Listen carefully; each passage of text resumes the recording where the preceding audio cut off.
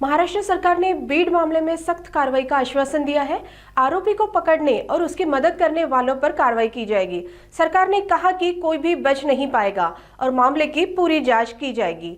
मुख्यमंत्री देवेंद्र फडणवीस ने आज नागपुर में मीडिया से बात करते हुए कहा, बघा, पहिली गोष्ट तर अशी आहे की मोर्चे काढण्याचा सगळ्यांना अधिकार आहे, पण बीडच्या प्रकरणामध्ये सरकार आणि पोलीस पूर्ण शक्तीने त्या ठिकाणी कारवाई करत आहे, निर्धाराने कारवाई होते आहे। या प्रकरणामध्ये काहीही झालं तरी कोणालाही वाचवण्याचा कोणी प्रयत्न केला तरी आम्ही वाचवू देणार नाही, कोणालाही वाचवलं जाणार नाही। जे दोषी आहे आणि या प्रकरणाच्या अनुषंगाने जे लोक दादागिरी करतात, जे लोक हप्ते वसुली करतात, अशा सगळ्यांवर जरब बसवायचं आम्ही ठरवलेलं आहे।